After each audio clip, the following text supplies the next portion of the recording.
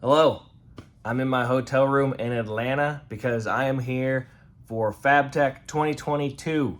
I actually got in last night, went to a little pre-party, which was fun, and now today I'm going to go to the show. I have a couple obligations to do, so I'm going to do those probably first and then one a little bit later in the day. And then other than that, I'm just going to show you around and give you a little taste of the show if you've never been or if you couldn't make it this year. So let's get going.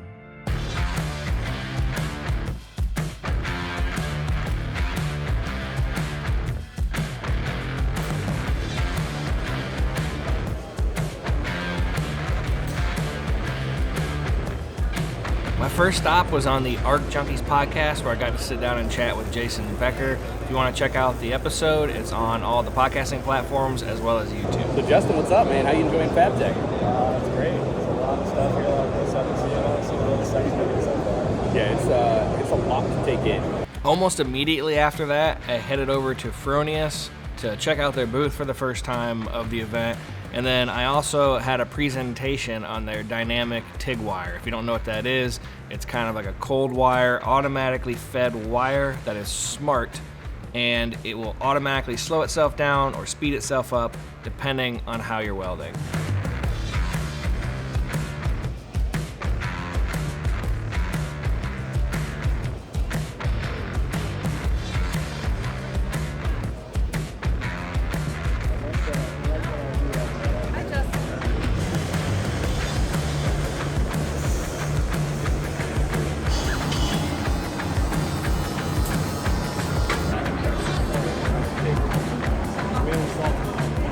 Here is the actual torch setup that I'm demoing.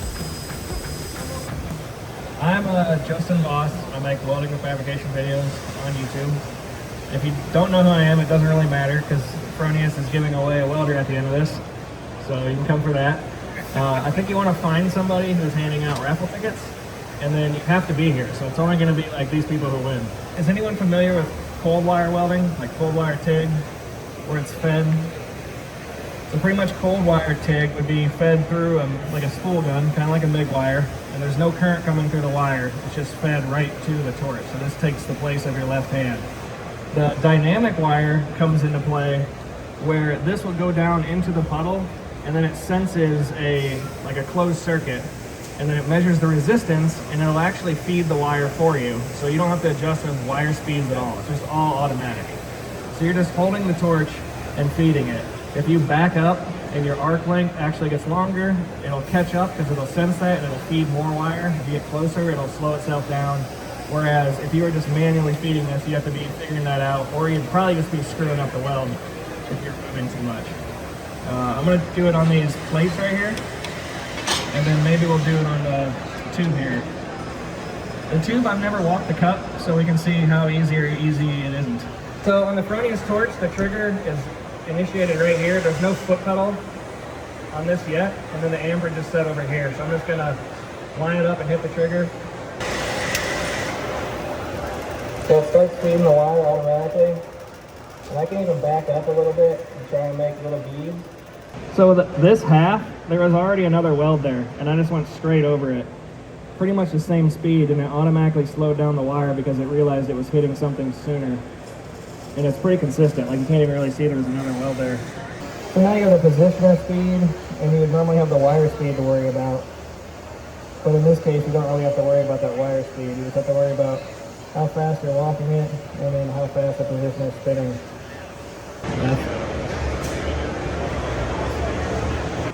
Another thing I'm new with this torch, if you were to dip the tungsten, which I didn't do the whole time, by the way, you can just push this and release it. So that would work too for if you're trying to set your depth or distance right here. You can just hold it down, put it where you want it, and it locks.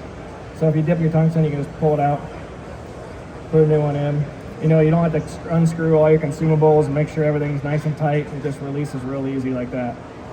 Quick break to talk about this video sponsor, which is WD-40 brand. And actually, their WD-40 brand Specialist Dry Lube. Now, this stuff works great, and I asked them that I wanted to lube all my caster wheels around my shop. There's wheels everywhere in here, and I just wanted to keep the dirt and the grime out of the roller and keep them clean and working great. And they said dry lube is perfect for that, so that's what we're gonna do today. I'm gonna put WD-40 Specialist dry lube on all the wheels around here, starting off with the wheels on my strong hand table. Next, I'm gonna lube up these wheels on my tool cart and even my hand truck. WD-40 Specialist Dry Lube provides next level protection for no mess lubrication, and it won't attract dirt or dust, which is gonna be perfect in here.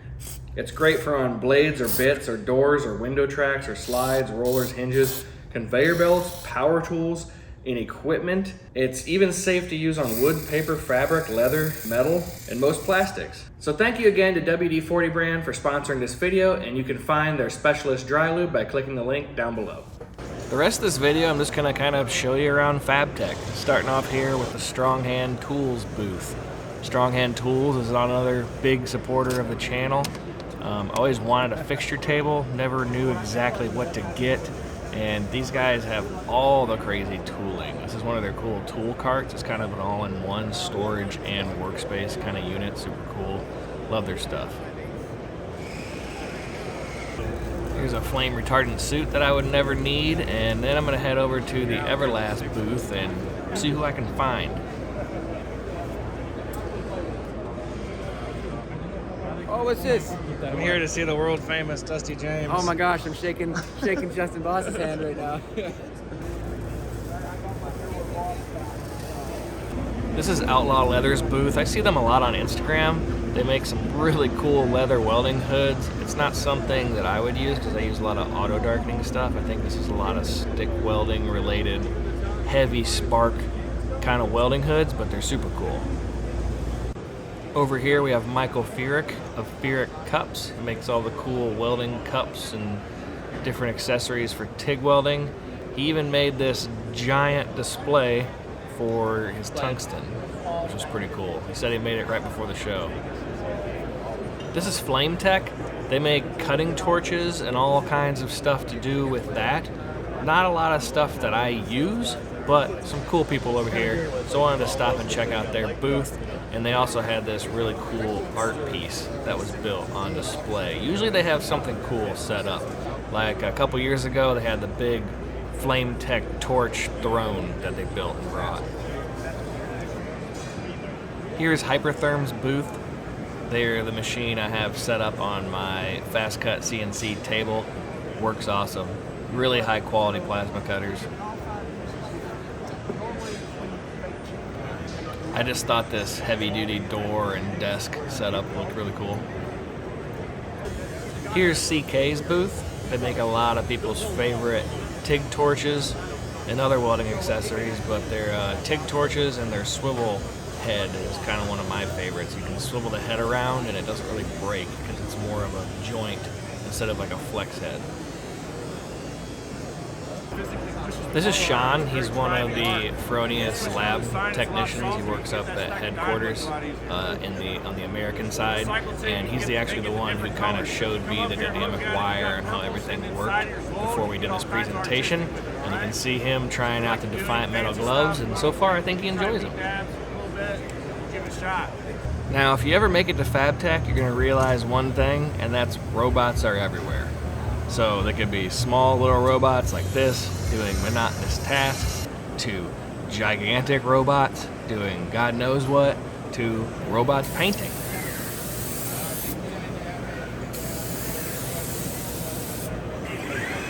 These two spot welding robots I thought were really cool. They're set up at the Kawasaki Robotics booth, but what's cool is I talked to the software guys from Real Time Robotics. You can see it wrote on the arm, and it's kind of a self-aware proximity software that lets you set the points from start to finish on where you want them to weld, and you can have 2 or more robots, and the software automatically keeps them from colliding without having to like write that in. So it has built-in anti-collision. This is another huge robot like the welding one that was on the track that I showed earlier, but this one, it looks like the tracked robot is actually a material handling one, and then there's an arm up here and there's a couple arms down there that actually are separate for welding. So maybe one positions the material into place, these weld them, the other one picks it back up, moves it out of the way. It's just some crazy stuff. Now, if those robots aren't doing enough to convince you they're going to try and take your job, check out this one, because this one is running a kind of a manually run CNC machine by itself. It's loading the material, it's shutting the door, it's pressing start, it's unloading the material. If you have any questions or anything like that, feel free. Happy to speak on our CNC machine typing. And don't worry, once all your parts are done, it'll deburr them for you. I found a rep from this company because I wanted to see how these worked. And essentially they just have a learn mode where you can program them like a normal arm, I'm pretty sure, but then right on the end of them they have controls that you can set points and what do you want it to do. It also has a little camera where it can recognize objects on a table, so you can set it to pick up one object and not the other one. He taught me how to program this one, and I immediately saw these little tables had a drawer on the side of them, so I was determined to see if it could reach over and place it in there. We didn't use the eye for my little demo here, so I had to place it right in front of it to make sure it picked up the part I wanted, but normally you can set it up to recognize and pick up exactly what you want.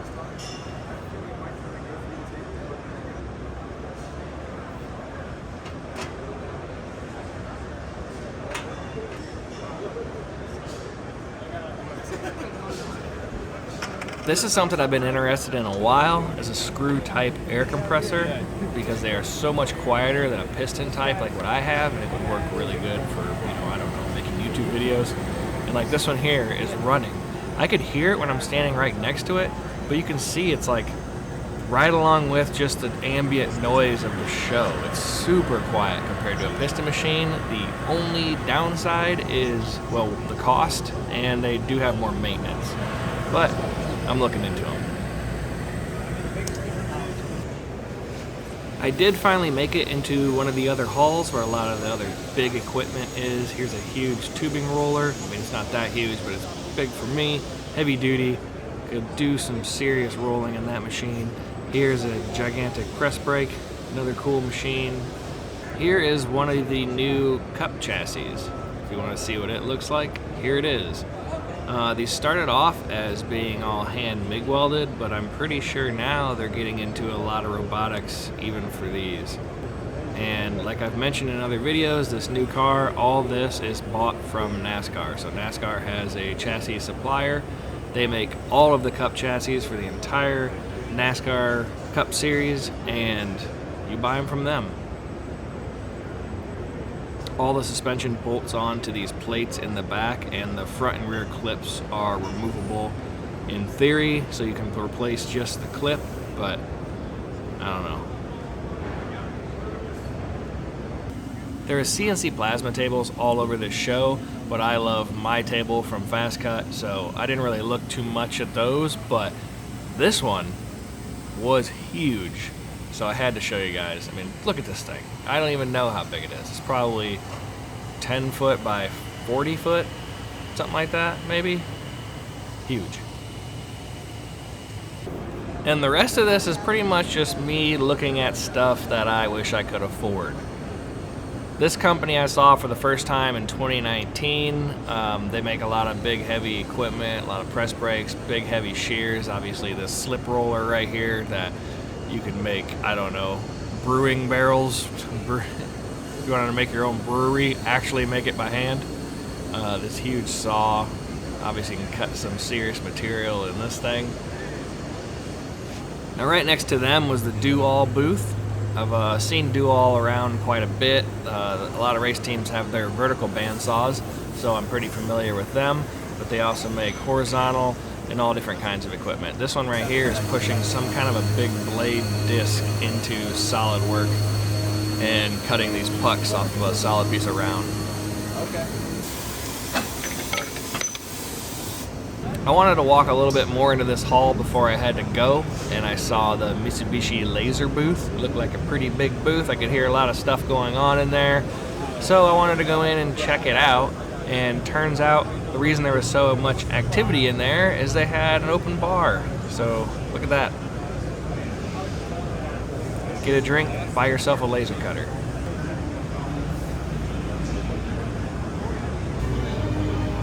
Right next to them was another big booth here for Mata. And right beside it was a Rivian, which I'd never seen in person before, so I thought that was pretty cool. Well, that's it for this video. I hope you enjoyed it. Like I said, I think next year we're gonna be in Chicago. I plan on going as of now. So I'll also be in PRI with Defiant Metal, which is like a racing industry trade show. Very similar to this, but a lot of racing stuff. So that's also cool. That's gonna be in Indianapolis coming up in December. But either way, if you like this video, consider sticking around and subscribing. Maybe give it a thumbs up, and I'll see you next time.